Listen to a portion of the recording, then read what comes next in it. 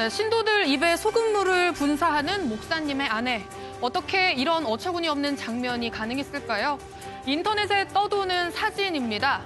코로나 바이러스가 폐로 가기 전까지 목에서 4일간 머문다고 합니다. 이때 물을 많이 마셔주고 이때 기침이 많이 나오고 아프니 따뜻한 물을 많이 마셔주고 소금물이나 식초로 가글 하면 바이러스로 제거할 수 있다고 합니다. 소금물로 가글을 하시면 좋겠습니다.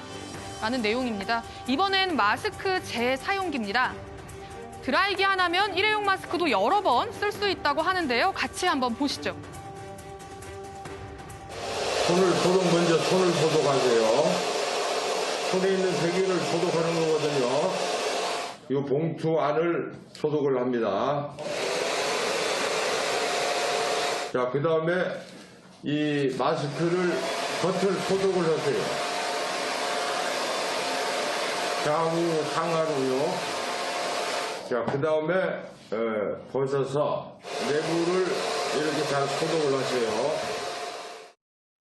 네, 이뿐 아닙니다. 생강과 도라지, 흑설탕을 물에 넣고 끓여 먹으면 코로나19를 막을 수 있다는 민간요법도 있고요. 10초간 숨을 참은 뒤 기침을 하거나 답답함을 느끼면 코로나19에 걸렸을 확률이 높다는 자가진단법까지 등장했습니다. 과연 어디까지 믿어야 할까요? 전문가와 함께 직접 검증해 보겠습니다. 네, 카톡이라든지 유튜브, SNS를 통해서 이 코로나19 대처와 관련돼서 또 예방과 관련해서 여러 가지 뉴스들이 떠돌고 있습니다. 근데 그 가운데 상당수는 가짜입니다. 이 가짜 뉴스가 그럴듯하게 포장이 돼서 이 카톡, SNS를 통해서 전파가 되면서 우리 사회에 혼란을 더 부추기고 있습니다. 전문가와 함께 하나하나 좀 짚어보도록 하겠습니다. 먼저 김 교수님, 이 소금물 은혜강 교회에도 그런 일이 있었어요. 이 목사 이 사모님이라고 하나요? 예, 그분이 이렇게 신도들에게 이 소금물을 분사하면서 이걸로 이제 코로나19를 예방할 수 있다. 오히려 이제 그게 오히려 더 위험원이 돼서 이제 더 전염원이 됐는데 맞아요? 이거 소금물로 이 코로나19 바이러스를 제거할 수 있는 건가요? 전혀 제거할 수가 없고요. 그래서 이런 것들을 설마 믿는 분들이 있을까 했는데 실제로 그게 믿는 분들이 있는 걸 보고 놀랐어요. 그래서 이걸 어떻게 해야 되나? 그러니까 우리가 이 코로나19를 다 함께 같이 극복하는 게 필요한데 이런 분들을 다 함께 이렇게 좀 잘못 알고 계신 분들 이런 분들 다 함께 좀 끌고 가기 위해서는 우리가 좀 상세하고 좀 친절하고 그분 눈높이에 맞는 쉬운 설명들이 필요하겠다 이런 걸 또 많이 느꼈고요. 일단 소금물은 효과가 없습니다.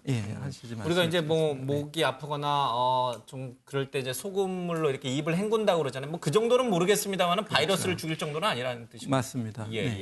자, 이 소금물로 만병을 다 치유할 수 있다라고 하는 이상한 내용들도 유튜브에서 많이 떠돌고 있는데 절대 사실이 아닙니다.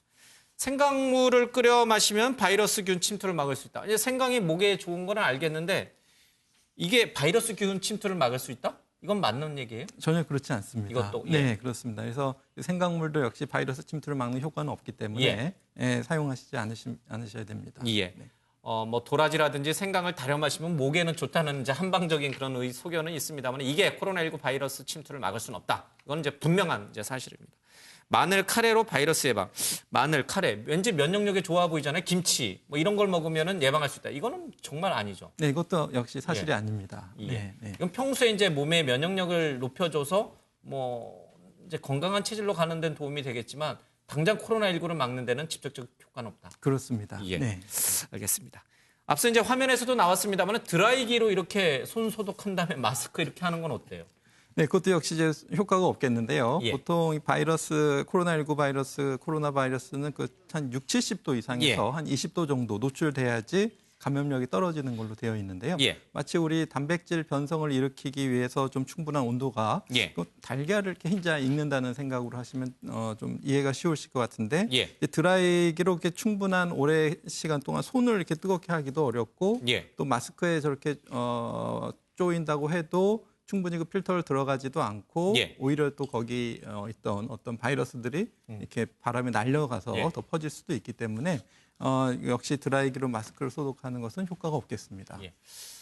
지난번에 저희 이제 방송에 다른 전문가가 한 분은 나오셨는데 이제 세계보건기구 WHO에서는 이 마스크를 그러니까 자외선 살균 소독기 있잖아요. 왜 우리 식당에 가면 이제 컵 소독하고 뭐 가정집에서도 이제 식기 소독기 같은 게 있는데 거기에다가 좀 잠깐 넣어놓으면 충분히 바이러스를 죽여서 재사용이 가능하다 그런 말씀을 주시고 이게 WHO 그 내용에도 나와 있다고 하는데 그 부분은 맞나요? 제가 다른 전문가의 얘기를 다시 재검증하는 게 좀 그렇긴 합니다. 네, 그래서 일단 그런 건 과학적인 검증을 안 하더라도 일단 우리가 자외선이 닿으면은 세균이 죽는 건 맞는데 보시면 알겠지만 마스크가 3겹, 4겹으로 되어 있습니다. 그렇기 때문에 겉에 처음에 있는 표면은 UV가 자외선이 닿으면 살균 효과가 있겠지만 그 밑에 있는 층까지 자외선이 가지 않고 차단되기 때문에 필터 부분 안쪽으로. 그렇죠. 그 안쪽까지는 자외선이 닿지 않기 때문에 거기에 있는 바이러스나 세균을 죽이는 효과는 떨어지겠습니다. 예, 알겠습니다.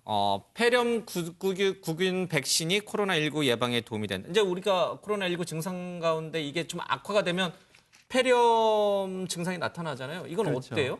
코로나19를 직접 예방하지는 못하고요. 이제 코로나19로 인해서 이제 혹시 이제 폐렴이 생기고 약해진 폐를 통해서 폐렴구균이 2차적으로 감염된다면은 그런 2차적인 세균 예방에는 좀 도움이 될 수가 있겠는데요. 직접적인 코로나19 예방 효과는 없겠고 인플루엔자 독감 같은 경우에도 보통 저희는 그 독감 예방 접종을 맞을 때 폐렴 예방 접종을 안 맞으신 분 같이 맞으라고 하는 이유가 이제 독감으로 인한 폐렴 때 2차적인 세균 감염을 예방하는 효과가 밝혀져 있기 때문에 거기는 이제 그 독감구균을 같이 맞으시면 되는데 코로나19 자체에 대한 예방 효과는 없고요. 만약에 이제 2차적인 세균 감염의 위험이 있다면 거기에 대비해서 맞으시는 것은 괜찮을 것 같습니다. 지난번 이만희 신천지 총회장이 기자회견하고 나와서 나 작년 10월에 독감 예방 접종 맞았다. 그러니까 난 코로나19 괜찮다. 이제 그런 식으로 아마 그런 내용들이 잘못 와전되고 또 그러는 모양이군요. 맞습니다. 이거는 물론 2차적인 세균 감염에 의해서 치명률이 올라갈 수도 있지만 이 코로나19 바이러스 자체 때문에 이미 사망하고 치명률이 올라갈 수가 있기 때문에 큰 관계는 없겠습니다.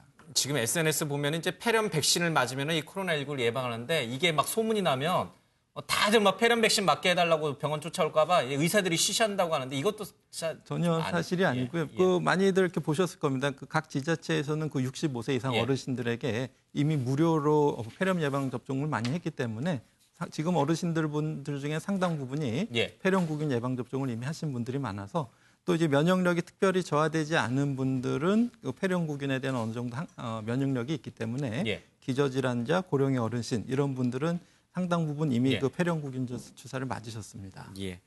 그러니까요. 이 코로나19와 관련돼서 지금 인터넷에 너무 많이 이제 가짜 뉴스들이 난무하고 있고 또 그대로 믿는 분들이 또 있어요. 또 유튜버들이라고 하는 사람들이 그럴듯하게 또 막 여러 가지 뭐 이상한 데이터를 갖다 대고서 이게 바로 이게 증거다 막 이렇게 하는 경우가 많아서 굉장히 좀 걱정스럽습니다. 사실 코로나19를 이겨낸 사람들의 얘기를 들어보면은 나는 뭐 해열제, 소염 진통제를 먹고 이겨냈다 이렇게 얘기하시는 분이 많아요. 영국에 있는 60대 여자 의사도 자기는 뭐 병원 안 가고 소염 해열제를만 먹고 낫다 이렇게 얘기를 하는데 사람마다 뭐 다 다르겠습니다만 그런데 이 아이들이 이 열이 날 때 엄마들이 자주 먹이는 게 브루펜이라고 하는 시럽 있잖아요. 시럽 형태도 있고. 근데 이거를 WHO는 먹지 말라고 권고를 했어요. 왜 그런 거예요? 일부 바이러스 감염증에서 이제 아스피린이나 이런 비스테로이드성 그 진통소염제를 먹으면 그러니까 레이 증후군이라 그래서 갑자기 간 기능 수치가 올라가고 혈압이 떨어지는 그런 부작용이 나타나는 경우가 있거든요. 그래서 부작용이 있군요. 부작용 바이러스 감염증 때 이런 그 아스피린이나 그 비스테로이드성 진통소염제가 부작용이 나타나는 경우가 있습니다. 그래서 코로나19도 과연 그런가? 그건 아직 밝혀져 있지는 않지만 일단 WHO에서는 좀 잠재적인 위험성 때문에 브루펜보다는 또 아니면 브루펜과 같은 다른 진통소염제나 아니면 아스피린보다는 우리 타이레놀이라고 하죠. 아세트아미노펜 성분으로 해열과 진통을 먼저 해라. 이렇게 먼저 권고하고 있습니다. 소염 기능보다는 이제 그냥 진통이라든지 해열 기능만 있는 그런 거를 좀 먹어야 된다. 이거 굉장히 좀 중요한 정보인 것 같습니다. 뭐 타이레놀이라든지 뭐 에드빌이라든지 뭐 그런 것들. 에드빌도 역시 이부프로펜 그 진통소염제이기 때문에 에드빌도 브루펜하고 같은 겁니다. 그래서 그것도 그럼 에드빌도 안 되고 타이레놀 종류만 드셔야 됩니다. 뭐 약 선정하는 것 같아서 좀 그렇긴 합니다만 어쨌든 약도 저마다 특징이 다 있기 때문에 굉장히 조심스럽게 사용해야 된다. 맞습니다. 브루펜이라든지 에드빌은 안 되고요. 타이레놀 정도가 좋다 이런 얘기를 하고 있습니다. 위원님, 이 유튜브를 통해 가지고 너무 요즘 유튜브 클릭수 조회를 통해 가지고 돈 벌려고 하는 상업적인 유튜버들이 너무 많아서 이때다 싶어 가지고 그냥 코로나19와 관련돼서 가짜 뉴스를 막 생산해내고 있고 이런 말하면 또 우리 어르신들 화낼지 모르겠습니다만 이 좀 나이 드신 어르신들이 이런 뉴스들을 또 잘 믿어요. 네, 그렇습니다. 예. 지금 뭐 유튜브에 가짜 뉴스, SNS에 가짜 뉴스가 세 가지 종류가 있는 것 같아요. 예. 하나는 정치적인 이유, 예. 하나는 상업적인 이유, 세 번째는 아무 생각 없이 돌아다니는 가짜 뉴스. 저 정치적인 거는 지금 뭐 4월 15일 날 선거가 이제 한 달도 안 남았으니까 어떤 식으로든지 뭐 자기 편한테 유리한 거 예. 상대편한테 불리한 거를 좀 많이 퍼뜨리는 거죠. 예. 최근에 정치 뉴스 쪽에서는 문재인 대통령이 뭐 중국 동포한테 선거권 준다더라. 예. 이거는 이제 이게 우한 바이러스가 중국 우리가 제때 막지 못하면서 커졌다. 예. 이런 또 비판하고 또 같이 상승 효과가 돼서 꽤 그럴듯하게 좀 퍼졌죠. 또 하나는 문재인 대통령이 국회에 대해서 격려하는데 다 오른손 쪽으로 하는데 왼쪽으로 하는 거는 예. 좀 너무 좀 왼쪽 아니냐 뭐 이런 비판하고 또 상승작용을 일으켜서 예. 또 많이 돌아다니는 거 아니냐. 또 상업적인 이유로는 이게 유튜브나 이런 쪽은 조회수가 올라갈수록 올린 사람 유튜버한테 수입이 늘어나요. 예. 거기에 광고도 붙고 여러 가지 지금 뭐 가짜 뉴스들이 뭐 소금물로 어떻게 예. 하면 된다 이런 것도 몇만 건, 몇십만 건씩 막 되면 그거 올린 사람한테 유튜버한테 인지도 높아지고 수입이 높아지거든요. 그런 뜻으로 하는 거고 또 세 번째로는 아무 생각 없이 혹세무민하려고 하는 거 이런 사람들이 의외로 많다. 그래서 우리가 가까운 사람이 예. 보내온 그 메신저나 유튜브라도 꼭 좀 다시 한번 생각해야 된다. 그래서 바이러스만 우리가 슈퍼 전파자가 될 수 있는 게 아니라 가짜 뉴스도 무심코 전달하다가는 슈퍼 전파자가 될 예. 수 있다. 그래서 좀 더 한번 좀 생각하고 검증하는 그런 예. 자세가 좀 필요하다고 보겠습니다. 혹시 뭐 궁금하신 거 있거나 아니면 의구심이 드는 대목이 있으면 이제 저희에게 연락 주시면 저희들이 전문가 통해서 꼭 사실 여부 팩트 체크를 해서 꼭 전달해 드리도록 하겠습니다. 근데 지금 이 코로나19가 언제까지 갈 것이냐에 대해서 전문가들 전망이 조금씩 다 다르긴 한데 공통적으로는 빨리 백신 치료제가 나와야 된다 이런 얘기를 참 많이들 하세요.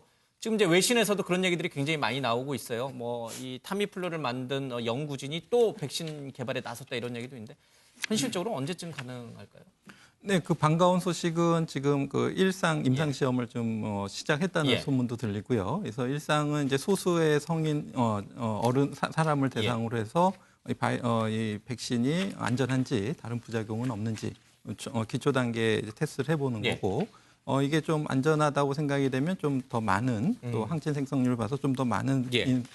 인원을 대상으로 효과성을 이제 검증하게 되는데, 근데 그 단계에서 또 일상에서 또 실패하는 예. 경우도 있고 또 이상에서 실패하는 경우도 있고요. 예. 그래서 아마도 지금 이제 1년에서 1년 반 정도 걸리지 않을까 이렇게 기대는 되는데. 1년에서 1년 반. 예, 아이고, 만약에 너무 개발되는 게 예. 실패하지 않고 잘 성공이 된다면 빨리 나올 수도 있을 것 예. 같습니다. 자, 이 조속히 이 백신과 치료제가 나와야 이 코로나19 사태를 잠재울 수 있는데 좀 서둘러 주시기 바랍니다.